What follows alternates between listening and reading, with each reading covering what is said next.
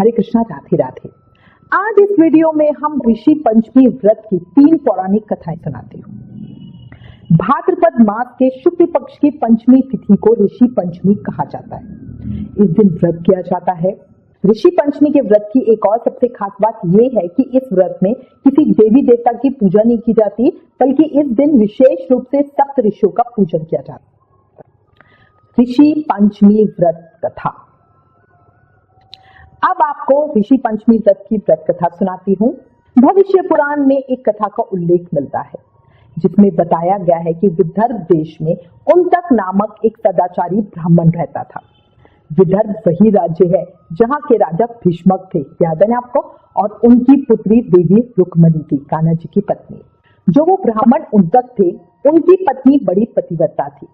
उनकी पत्नी का नाम था सुशीला। उस ब्राह्मण के एक पुत्र और एक पुत्री, 2 संतान थी। विवाह योग्य होने पर उन्होंने समान कुलशील वर के साथ कन्या का विवाह कर दिया। दैव योग से कुछ दिनों के बाद ही उनकी कन्या विधवा हो गई। वे दुखी ब्राह्मण अपनी पत्नी और कन्या सहित गंगा तट पर कुटिया बनाकर रहने लगे।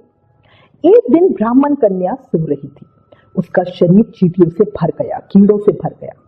कन्या ने सारी बात माँ से कही। माँ ने पति से बेटी का हाल बताते हुए पूछा, हे प्राणनाथ, मेरी साध्वी कन्या की ये गति होने का क्या कारण है? अपनी पत्नी की बात सुनकर उंतक मुनि थोड़ी देर के लिए शांत होकर हृदय में भगवान का ध्यान करने लगे। उन्होंने अपनी ज्ञान शक्ति के द्वारा कन्या के पूर्व जन्म के समस्त वृतांतों को जान लिया। तब वो अपने नेत्रों को खोलकर बोले, हे प्रिय, ये कन्या अपने पहले जन्म में भी एक ब्राह्मणी थी। उस समय इसने रासवाला होते हुए भी एक समय घर के घड़े आदि बर्तनों को छू लिया। उसी पाप के कारण इसके शरीर में कीड़े पड़ गए। इसने शुद्ध होने के बाद अपनी सखियों के साथ ऋषि पंचमी व्रत को देखकर भी उसका आदर नहीं किया था। व्रत के दर्शन के प्रभाव से तो इस जन्म में इसको उत्तम ब्राह्मण कुल तो प्राप्त हुआ, परंतु उस व्रत का तिरस्कार करने के कारण इसके शरीर में कीड़े पड़ गए हैं। शास्त्रों के अनुसार रास वाला स्त्रियों का कार्य करना निषेध है, परंतु इसने इस बात पर ध्यान नहीं दिया और इसे अब उसका दंड भुगतना पड़ रहा है। धर्म शास्त्रों की मान्यता के अनुसार रास वाला स्त्रियां पहले दिन चंडालनी, दूसरे दिन ब्रह्मघातनी, तीसरे दिन धोबिन के समान अपवित्र होती है। फिर चौथे दिन स्नान करके गृह कार्य के लिए और 5वें दिन देव कार्य के लिए शुद्ध होती है। यदि वो शुद्ध मन से अब भी ऋषि पंचमी का व्रत करे तो इसके सारे दुख दूर हो जाएंगे और अगले जन्म में इसे अटल सौभाग्य की प्राप्ति होगी। अब पिता की आज्ञा से पुत्री ने विधि पूर्वक ऋषि पंचमी का व्रत और पूजन किया। व्रत के प्रभाव से उसके सारे दुखों से मुक्त हो गई। अगले जन्म में उसे अटल सौभाग्य सहित अक्षय सुखों का भोग मिला। बोले ऋषि पंचमी व्रत की जय, सप्त ऋषियों की जय। ऋषि पंचमी व्रत की दूसरी कथा। भविष्योत्तर पुराण में वर्णित ऋषि पंचमी व्रत की कथा को अब हम श्रवण करेंगे। एक समय युधिष्ठिर ने भगवान श्री कृष्ण से प्रश्न किया, हे देवेश, मैंने आपके श्रीमुख से अनेक व्रतों का श्रवण किया। अब आप कृपा करके पापों को नष्ट करने वाला कोई अन्य उत्तम व्रत सुनाए। राजा के इन वचनों को सुनकर श्री कृष्ण बोले, हे राजेंद्र, अब मैं तुमको ऋषि पंचमी का उत्तम व्रत सुनाता हूँ, जिसको धारण करने से स्त्री समस्त पापों से छुटकारा प्राप्त कर लेती है। हे नित्योत्तम, पूर्व समय में वृतासुर का व्रत करने के कारण इंद्र के उस पाप को 4 स्थानों में बांट दिया गया। पहला अग्नि की ज्वाला में, दूसरा नदियों के बरसाती जल में, तीसरा पर्वतों में और चौथा स्त्रियों के रज में। उस रास वाला धर्म में जाने अनजाने में स्त्रियों से जो भी पाप हो जाते हैं, उनकी शुद्धि के लिए ऋषि पंचमी व्रत करना सर्वोत्तम है। ये व्रत समान रूप से 4 वर्णों की स्त्रियों को करना चाहिए। इस विषय में एक प्राचीन कथा का वर्णन करता हूँ। सतयुग में विदर्भ नगरी में स्वंजित नामक राजा हुए। वे प्रजा का पुत्र रूप में पालन करते थे। उनके आचरण ऋषि के समान थे। उनके राज्य में समस्त वेदों का ज्ञाता, समस्त जीवों का उपकार करने वाला सुमित्र नामक एक कृषक ब्राह्मण निवास करता था। उनकी स्त्री जयश्री बहुत पतिव्रता थी। ब्राह्मण के अनेक नौकर चाकर भी थे। एक समय वर्षा काल में जब वह साध्वी खेती के कामों में लगी हुई थी, तब वह रासवाला हो गई। हे राजन, उसे अपने रासवाला होने का भास हो गया, परंतु फिर भी वह घर गृहस्थी के कार्यों में लगी ही रही। कुछ समय के पश्चात दोनों स्त्री पुरुष अपनी आयु भोगकर मृत्यु को प्राप्त हुए। जयश्री अपने ऋतु दोष के कारण कुतिया बनी और सुमित को रासवाला स्त्री के संपर्क में रहने के कारण बैल की योनि प्राप्त हुई, क्योंकि ऋतु दोष के अतिरिक्त इन दोनों का और कोई अपराध नहीं था। इस कारण इन दोनों को अपने पूर्व जन्म का समस्त विवरण याद रहा। वे दोनों कुतिया और बैल के रूप में रहकर अपने पुत्र सुमित के यहाँ पलने लगे। सुमित धर्मात्मा था और अतिथियों का पूर्ण आदर सत्कार किया करता था।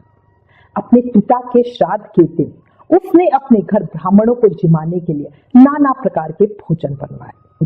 एक तट में आकर रसोई के बर्तन में विष उलेट दिया। सुमित की मां कुतिया के रूप में बैठी हुई ये सब देख रही थी। उसने अपने पुत्र को ब्रह्म हत्या के पाप से बचाने की इच्छा से उन बर्तनों को स्पर्श कर लिया।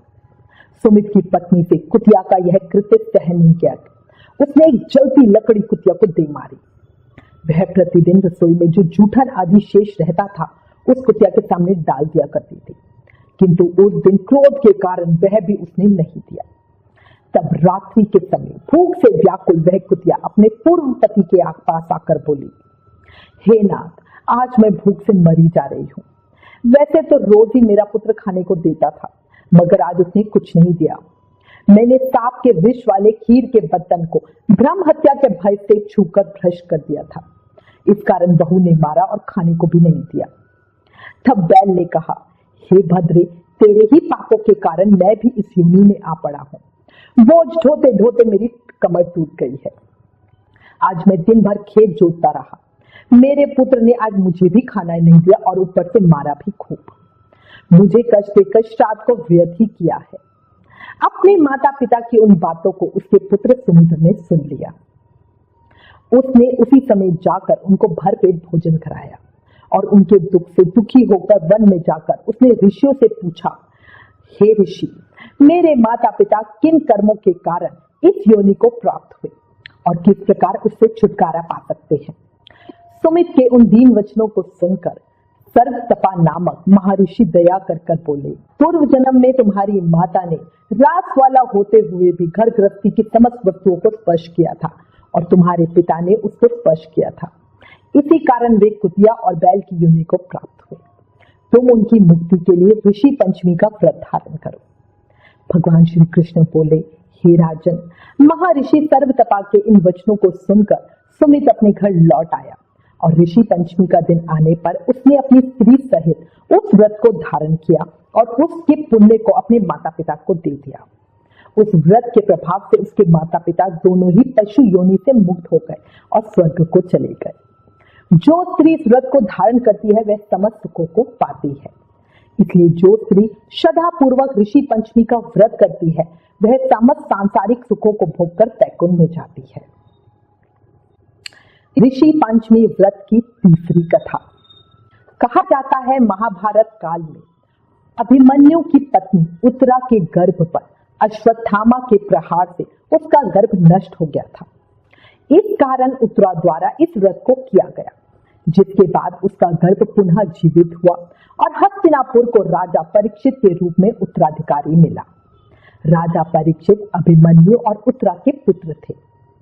पुनः जन्म मिलने के कारण इन्हें गर्भ में ही द्विज कहा गया था। इस तरह इस व्रत के पालन से उत्तरा गर्भपात के दोष से मुक्त हुई। इस प्रकार देशों की मुक्ति के साथ साथ संतान प्राप्ति एवं सुख सुविधाओं की प्राप्ति सौभाग्य के लिए भी इस व्रत को किया जाता है। इस व्रत का महत्व जानने के बाद सभी स्त्रियों को इस व्रत को जरूर ही करना चाहिए। ऋषि पंचमी वाले दिन व्रत रखकर पूरे विधि विधान से सप्तऋषियों की पूजा करने से सभी व्यक्तियों के पाप नष्ट हो जाते हैं। अविवाहित स्त्रियों को भी ये व्रत करना चाहिए, बहुत फलकारी होता है। बोलो सप्तऋषि गणों की जय, ऋषि पंचमी व्रत की जय।